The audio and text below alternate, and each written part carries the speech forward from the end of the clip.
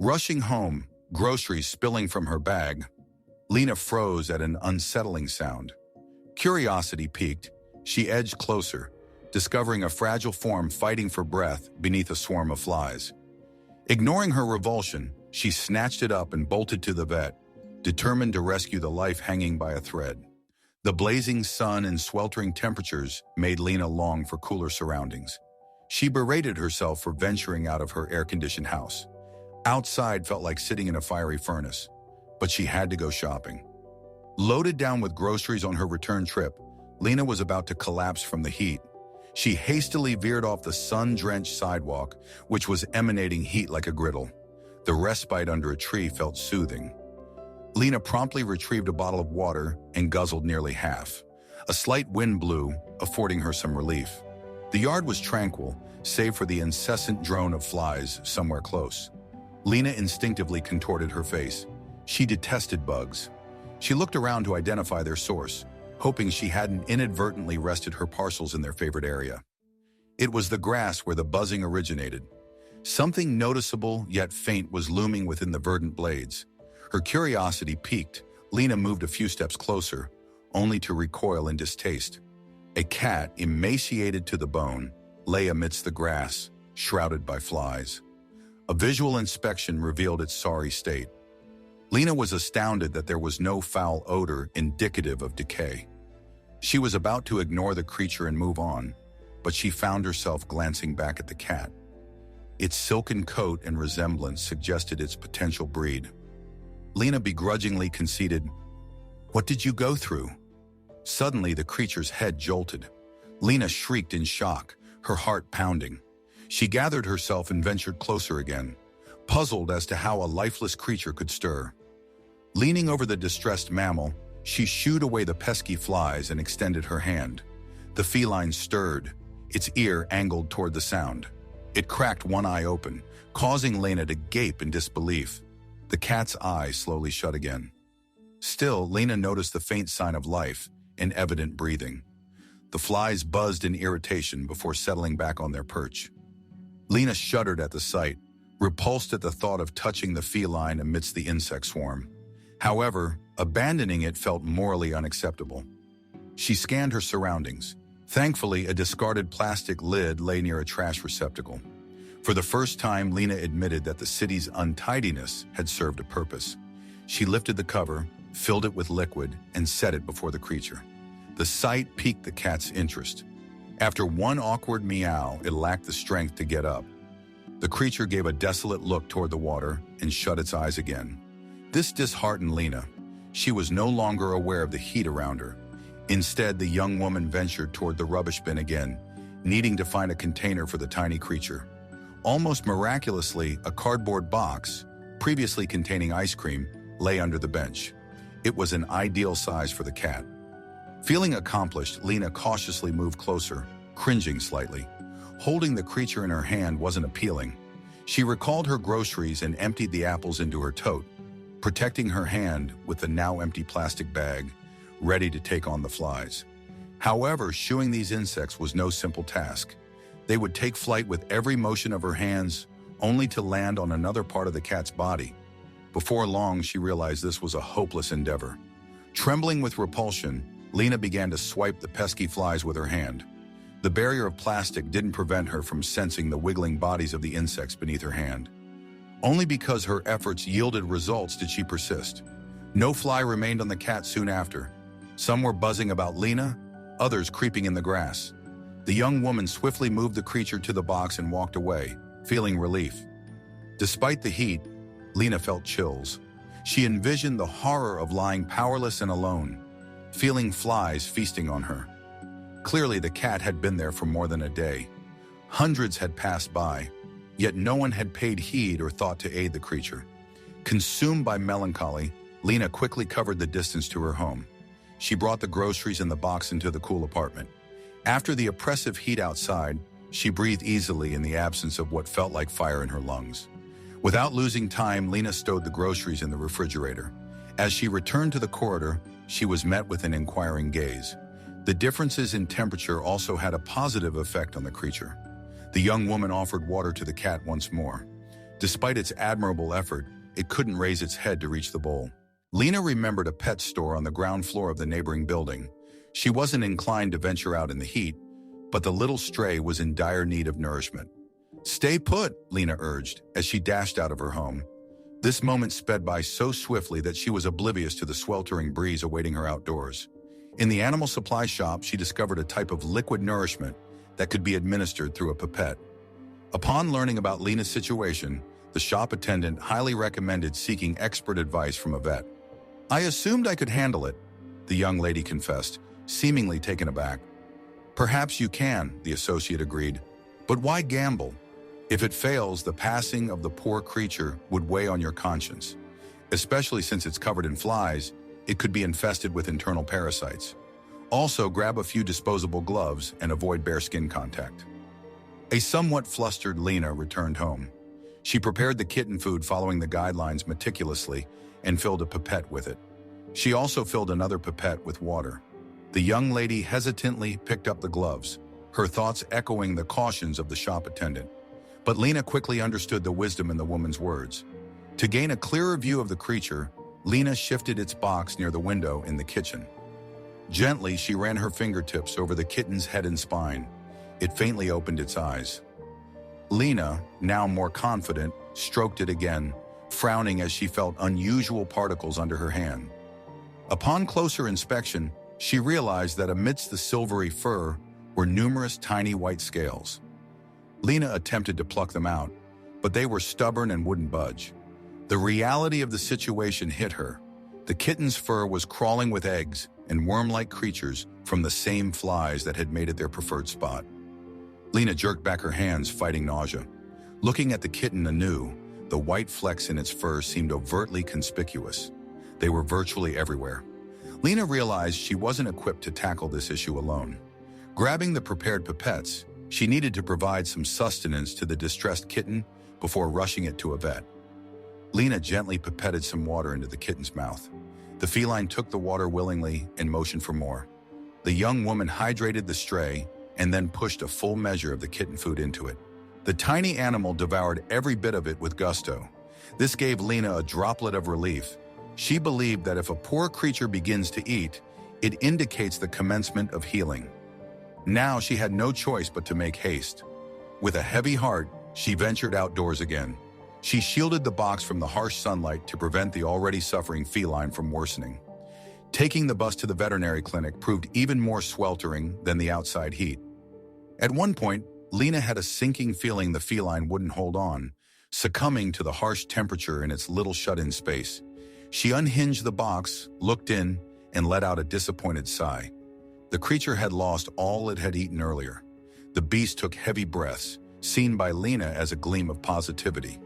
The most important thing was it was still breathing. The vet whistled in surprise while inspecting it. "So much all at once," he murmured, sounding more in awe than shock. Lena watched him uncomfortably. "Did you handle it without gloves?" she quizzed. "If you did, you need to sterilize your hands and clean wherever it touched, just to be safe." "I've never seen so much larva on one creature," said the vet as he examined its ears, mouth, and claws. Upon lifting the tail, he instinctively pulled back. At Lena's concerned query, he calmly advised not to look. "More larvae there too, much worse than the surface infestations. Don't stress. We're going to cleanse him and then perform a full checkup." The vet and aide began serious work on the cat. Lena moved aside to give them room, yet she saw how the animal shuddered at their touch. When it was the tail's turn, the creature made its first sound. It opened its eyes and meekly returned the meow. The creature barely protested, diminishing the need for additional restraint during cleaning. During the lengthy process, the vet observed that only its front legs were moving, leading to an X-ray. The revelation did little to boost their spirits. Both back legs were fractured. One seemed fairly easy to resolve. The other was badly damaged, with a bone splintered into many fragments. The only option was surgery, which couldn't take place promptly due to the creature's lack of strength for anesthesia. Meanwhile, the vet administered recuperation drugs and continued treating the creature for its infestation. The cat's stay at the clinic became indefinite, with Lena dropping by every day to see it. She bought canned food as recommended by the vet, and soon enough the feeding tube was replaced with regular food. Despite her hopes, Lena didn't believe the animal recognized her. But the moment she stepped through the gateway, the feline would perk up. It wasn't fond of the touch from outsiders. However, it always reached out to Lena's hands, craving care. Thus, Lena made it a point to visit as frequently as she could. She observed that the pet's fur had been thoroughly groomed. The feline now seemed much healthier. The veterinarian determined it as a British breed. Lena couldn't fathom how such an exquisite creature ended up in such a miserable state. The pet didn't have a collar or microchip. Lena attempted to find the animal's owners through a public notice, but it was to no avail. It was as if the cat had manifested out of thin air. The animal's appetite improved each day. The day the creature tried to get up, the doctor decided it was time for surgery. Lena was eager to stay, but she was politely asked to exit. The cat had just recovered the use of its paw. The pet gazed at the practitioners with wide, terrified eyes. The bare paw was so delicate it evoked melancholy. The cat was sedated. Lena stroked its head, and the animal made a beeline for her hand. But soon its energy drained. The animal slipped into slumber, and Lena exited the clinic so as not to hinder the procedure. Lena had not expected to worry about an unfamiliar cat, but since their first encounter, she couldn't purge him from her thoughts. Lena waited with bated breath for the veterinarian's call. When he confirmed the surgery had been successful, it felt like a load was lifted off Lena's shoulders. She dropped by to see the cat the very next morning. By then, the sedative was no longer effective, and the animal was able to recognize those around him once again. The cat began to meow mournfully when he spotted Lena. "He's fussing," laughed the vet. "His paw will be sore for some days. Now he's under painkillers. Incidentally, he only reacts this way to you. Might you want to give him a name?" Lena pondered. No name sprang to mind. She remembered the day she first laid eyes on the cat. The weather was unbearably hot. "August," Lena announced. "His name shall be August." The vet opined that cats respond well to hissing or growling noises, but Lena was resolved. The moment she called out his name, the feline instantly swiveled its head in her direction. It seemed pleased with the name. After surgery, the cat's state wasn't much different than before his clinic visit. The bulky collar restricted him from moving his head much. New sutures accentuated his naked paw. "Just bear a bit more, my brave boy," Lena implored. "When the vet says it's okay, then I can take you home."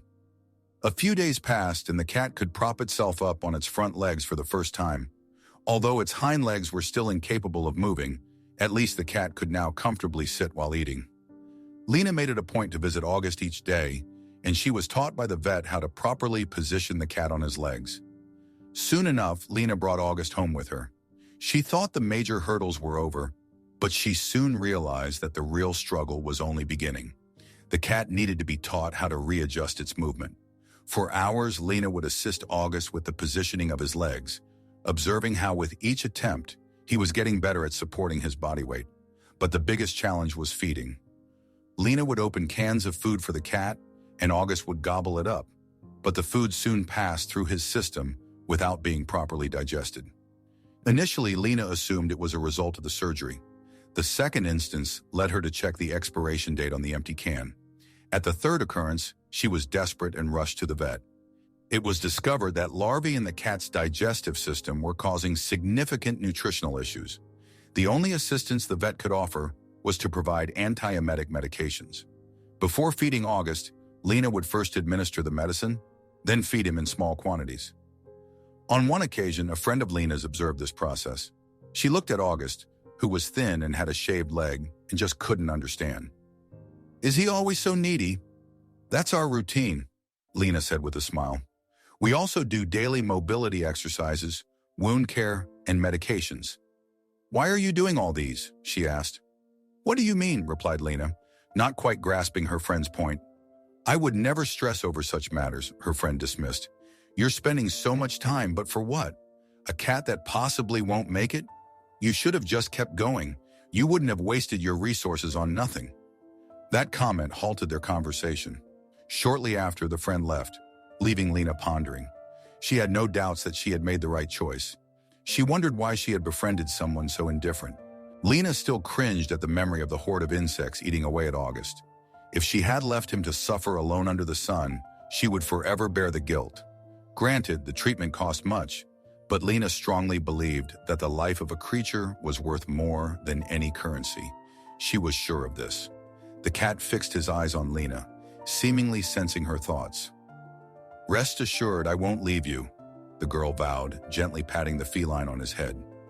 August promptly closed his eyes, purring loudly with delight as he offered his head for more affection. But how could she ever leave him? His eating issues were genuinely resolved after 6 months. Throughout, Lena provided her feline companion with various health aids to recuperate his digestive system. At some point, even the vet had lost hope of any progress. But Lena never capitulated. It was easier with the limbs.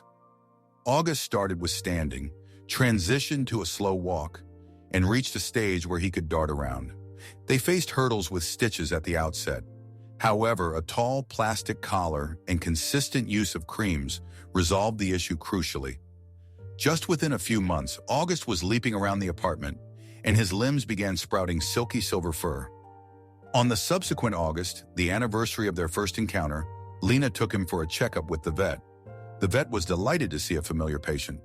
Over the year, the feline friend had recovered completely and even added a few kilos. "Isn't he a looker?" exclaimed a man who was waiting. "Could he pose for the camera?" Lena incredulously looked toward the stranger. It so happened that the man was a director of cat food commercials. The British short-hair cat on the label had caught the director's eye. The girl and her cat were invited to the shoot. Lena had concerns about August feeling out of place in new surroundings. However, the cat sprang out of the carrier, surveyed the humans, and gracefully positioned himself on a satin pillow as instructed in the script. "Wonderful!" the director shouted with glee. The cat impeccably completed all the tasks assigned to him. He sprinted to the marked area, cheerily ate from the bowl, and suavely groomed himself post-meal. The director was seen circling the animal, dishing out compliments and marveling at him. August even tolerated 3 extra takes. However, he was satiated and tended to ignore humans. The cat returned to his carrier and dozed off. He was allowed his peaceful slumber, undisturbed. Lena whisked August back home after receiving remuneration for the shoot. She contemplated how convenient such a constant income would be and how it could help save on food expenses. But not all cat food brands demanded August's breed. Hence, it was even more astonishing when a familiar voice from the director resonated over a call a few days later. This man expressed that the cat had captivated a pet food manufacturer's attention, prompting them to present an offer to August. The cat became the symbol, or rather the snout, of the merchandise on various online platforms. He starred in brief digital films, was immortalized in a variety of stances, and in exchange was compensated and indulged in sumptuous meals. One day on her journey home post a promotional shoot, Lena bumped into an acquaintance. Due to a past misunderstanding, their communication had been brokered to minimal exchanges. Her acquaintance remained oblivious of Lena's transformed lifestyle. "Where are you hauling him off to once more? Is he unwell again?" "No, he has work," Lena confessed. She divulged August's newfound fame to her acquaintance, revealing the advertisements and social networking platforms he was a part of. "And you're actually making honest earnings from it?" her acquaintance shrieked in disbelief. "You're so fortunate. It's like uncovering a gold quarry in the middle of nowhere." But for Lena, this gold quarry was more than she bargained for. He was on his last legs, besieged by flies, unable to muster the strength to move, and his body rejected nourishment. Even the vet at one point discarded hopes of August's survival. I devoted hours rotating his legs to rejuvenate mobility. I gave him a minuscule portion of medicated food every 20 minutes. I was terror-stricken to drift asleep, fearing he might stop inhaling by dawn. Do you regard this as fortunate? If so, proceed. Adopt any stray feline off the streets. Discover your own lucrative venture. With that, Lena clutched the transport case closer to herself, spun around, and proceeded towards her residence. Behind her, the acquaintance stayed rooted in place, bewildered. However, Lena remained unperturbed. She had August and an omen that her existence would now undertake a turn for the better.